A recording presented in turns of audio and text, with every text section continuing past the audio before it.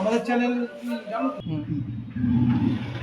এটা হচ্ছে geyser, higher কোম্পানির গিজার, তার ওয়্যার কানেকশন।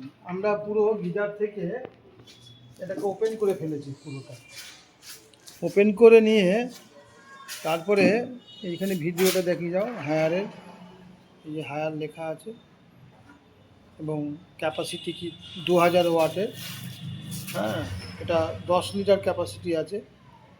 তা এটা আমরা কিভাবে ওয়্যার কানেকশন হয়েছে এবং শুধু তাই নয়, অ্যাসেম্বলিংটাও আমরা করব, কীভাবে সেটিংস করতে হয়। আর এখানে যে এসি কর্ডটা রয়েছে, এসি কর্ডের তো জানি আমরা যে আর্থ, এটা ফেজ, এটা নিউট্রাল, এবং সেটা এসেছে এই যে লাল কালারের তারটা ফেজ, আর এইটা নিউট্রাল, আর এটা আর্থ। আর্থিংয়ে বডির সঙ্গে থাকে। তাই এইটাকে বলা হয়েছে কি থার্মোস্টার। এই যে থার্মোস্টার রয়েছে, এটা থার্মাল ভালভ, এটা বডির ভিতরে থাকবে, অর্থাৎ এইটার ভিতরে এটা ঢুকে যাবে, এই যে এইখানটা, এই যে এর ভিতরে এটা ঢুকে যাবে। হ্যাঁ, এবং ওইটাও যাবে এবং এটাও যাবে, এটাও দুটো একসঙ্গে যায়। এই হায়ারে দুটো করেছে, অন্যান্য সেটগুলোতে একটা করে আছে থার্মাল ভালভটা। তো এখানে কি করেছে যে সিস্টেমটা আছে, একবারে দুটোই অফ হয়ে যাবে, একবারে দুটোই অন হবে, এরকম সিস্টেম করা আছে। আর এইটা দিয়ে কি করেছে, এটা একটা থার্মোস্টার, এটা নব আছে, তাই এই নবটা দিয়ে কাজ করানো হয়। এই নবটা এখানে সেটিংস করে নিয়ে এই অফ অন, এটা ম্যানুয়াল ব্যবহার করার জন্য, যে কাস্টমার ব্যবহার করবে, কাস্টমার ডিলিংস, আর এটা নন কাস্টমার ডিলিংস। এটা কেবলমাত্র ওই ইন্টারনালি প্রোটেকশান হিসাবে কাজ করে থাকে। প্রোটেকশান, এই যে বিলো সিস্টেম করা আছে, এর মধ্যে দিয়ে গ্যাস আছে, গ্যাসের মাধ্যমে থার্মোস্টার কন্ট্রোল করবে, সেটাকে এইভাবে করা আছে, যেটা আমরা ফ্রিজ অথবা এসির, ম্যানুয়াল এসির থার্মোস্টার থাকে। তো এখন এখান দিয়ে ফেজ নিউট্রাল ঢুকেছে, এখান দিয়ে ফেজ নিউট্রাল বেরোচ্ছে। তা এই দিক থেকে যখন নিউট্রালটা যাচ্ছে, তখন ডাইরেক্ট এই কয়েলে গেছে, অর্থাৎ এই কয়েলে নিউট্রাল চলে গেল। আর এই নিউট্রালটাই আবার চলে গেল কোথায়, নিয়ন ল্যাম্পে, এই যে নিয়ন ল্যাম্পটা এইটা। আর ফেজটা দেখো কি করছে, লাল কালারের তার দিয়ে ফেজটা এই পাশে এসে ফেজটা গেল।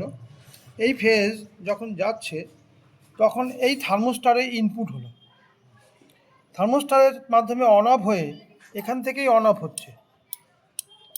সেটা টেম্পারেচার, থার্মাল ভালভ আছে, থার্মাল ভালভ দিয়ে কাজ করানো হচ্ছে। তারপরে এখান থেকে চলে আসলো ল্যাম্পে, যদি থার্মোস্টার অন হলে ল্যাম্পটা জ্বলবে, অর্থাৎ নিয়ন ল্যাম্পটা জ্বলে উঠবে, যেটা ইন্ডিকেশন করবে। আর এখান থেকেই ফেজটা আবার চলে গেল কয়েলে, তাহলে এখানে ফেজ, এখানে নিউট্রাল, সুতরাং এই কয়েলটা হিট হবে। আর এটা হচ্ছে থার্মাল ভালভ কভার বলা হচ্ছে, এটাকে থার্মাল ভালভ কভার বলা হয়। হ্যাঁ, এইটা এর মধ্যে থার্মোস্টার ভালভটা থাকে। তা এই যে এই থার্মাল ভালভটা যেহেতু মেন লোকেশন হিসেবে কাজ করে, এই জন্য এটা বেশি আগে দিতে হবে, এই পর্যন্ত ঢুকবে এটা। আর এই থার্মাল ভালভটা দেখো ছোট আছে, সুতরাং এটা বেশি যাবে না, অল্পর মধ্যেই থাকবে, এই জন্য দুটো দিয়েছে। এই হায়ার কোম্পানি এরকম করেছে। তাহলে আমরা দেখতে পাচ্ছি ওয়্যার কানেকশন ওকে। আর এটা আর্থিংয়ের তার আছে এইটা। তা কখনো আমরা যখন এই এই এই যে এলিমেন্ট, যেটাকে বলা হচ্ছে হিটার এলিমেন্ট বা হিটার কয়েল বলা হয়, এইটাকে কখনো আমরা খোলার সময় এই নাট খুলব না, এই নাটটা খুলব না। এখানে 4টে নাট আছে, এই 4টে নাটই খুলতে হয়। হ্যাঁ, তা যাই হোক, এখন এটাকে আমরা কানেকশান করেছি এবং চেকিং পদ্ধতি আছে। চেকিং পদ্ধতি মিটার দিয়ে করতে পারি, বাজার সাউন্ডে দিয়ে আমরা করতে পারি। তো এই বাজার সাউন্ড দিয়ে চেক করতে হয়, এরকম বাজার সাউন্ডে দিয়ে। হ্যাঁ, তা এটা দিয়ে চেক করা যাবে। আমরা জানি এসি কর্ড সিস্টেম চেকিং পদ্ধতি কি ছিল, সেটা আমরা জানি। একটা ছিল আর্থিং ছিল, মনে পড়ছে নিশ্চয়ই, কি আর্থিং একটা, তারপরে ছিল ফেস বডি ছিল এরকম, তারপরে ছিল V=I/R এরকম ফর্মুলায় ছিল একটা, মনে পড়ছে নিশ্চয়ই, এরকম ছিল না, এই যে মিটারে শো করছে। তো এইটা আমরা জানি, কারণ এটা সাধারণ চেকিং পদ্ধতি, এটা আশা করি সবাই পারবে। তা এখন এটাকে লাইন দেব, আমরা কানেকশানটা দিয়ে আমরা চেক করে দেখব যে ঘটনাটা কী আর হচ্ছে, সেটা আমরা একবার দেখি। তাহলে এখানে আমরা দেখতে পাচ্ছি একটা বোর্ড আছে, এই বোর্ড এই বোর্ডে লাইনটা দেব, কারণ আমরা জানি যে এই বোর্ডে AC 220 ভোল্ট সাপ্লাই দিতে হয়। AC কর্ড হচ্ছে এইটা,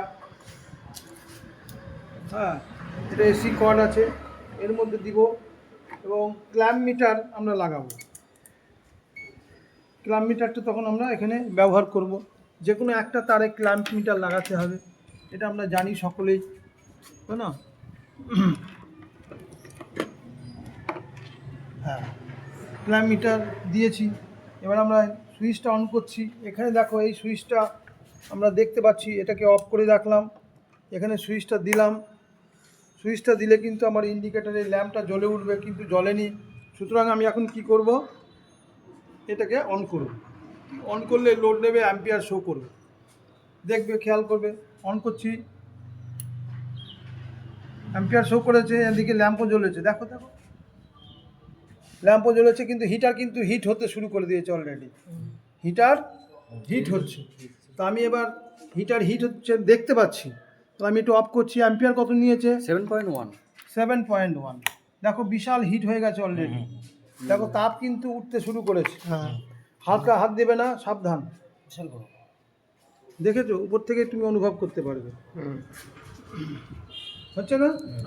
তাহলে কি যে এটা কয়েলটা, তাহলে এবার এটাকে পার্ট পার্ট করে চেক করা যায়। পার্ট বলতে কীরকম, ডিভাইডেশন করে, অর্থাৎ যদি কোনো সময় ডেড কন্ডিশন থাকে, ডেড কন্ডিশনে এটাকে চেকিং পদ্ধতি করা যায়, ঠিক আছে?